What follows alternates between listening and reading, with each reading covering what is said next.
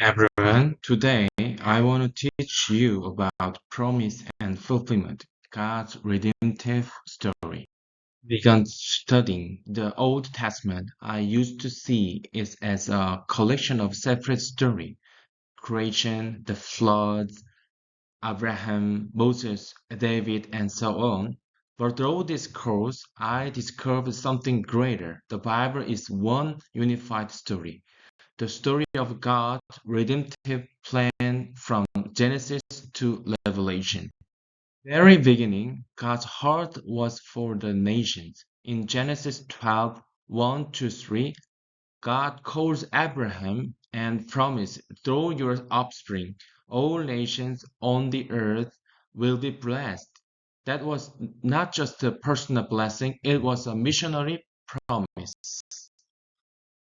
Old Testament is filled with anticipation. We see glimpses of the coming Redeemer, the sea who would crush it, the serpent's head, the Passover lamb, the promises kings from David's line, and the suffering servant in Isaiah 53. Each story, law, and prophecy pointed forward not just the moral lesson, but to the person.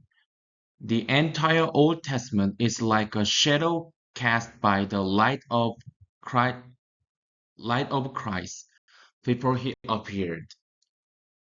Testament, Jesus declares in Matthew 5:17, I did not come to abolish the law or the prophets, but to fulfill them. Every prophecy, every sacrifice, every covenant finds its completion in him. Isaiah 53 foretold a suffering servant who would bear our sins, and in Christ that prophecy become reality. Through the priesthood, the sacrifices, all were symbol of what Jesus would ultimately accomplish on the cross. He is the true Passover lamb, the true high priest, the true temple where God and humanity meet. Through his death and resurrection, the long awaited promise of redemption was fulfilled. It doesn't end there.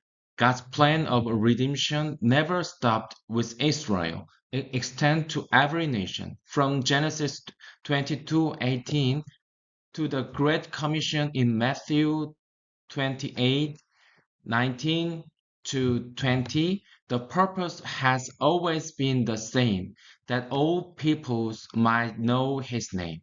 When Jesus said, Go and make disciples of all nations, he was continuing the same mission that began in Genesis. God's heart has always been missional to bless the world through his people. As future ministers and missionaries, this truth changes how we see our calling. We are not starting a new mission, we are joining God's mission that began before time. How do we respond to this story of promise and fulfillment? We respond with worship, gratitude, and obedience. We respond by joining the story, by being witnesses of Christ in our generation. God, who called Abraham, still calls us. The same Spirit who empowered the prophet now empowers us. The same promise that was fulfilled in Christ is still bearing fruit through the church today.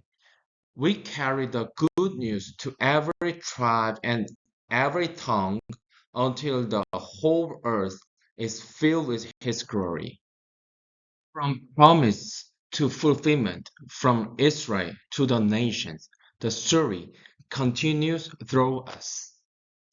The Bible is not just ancient history, it's a living mission, and we are part of it.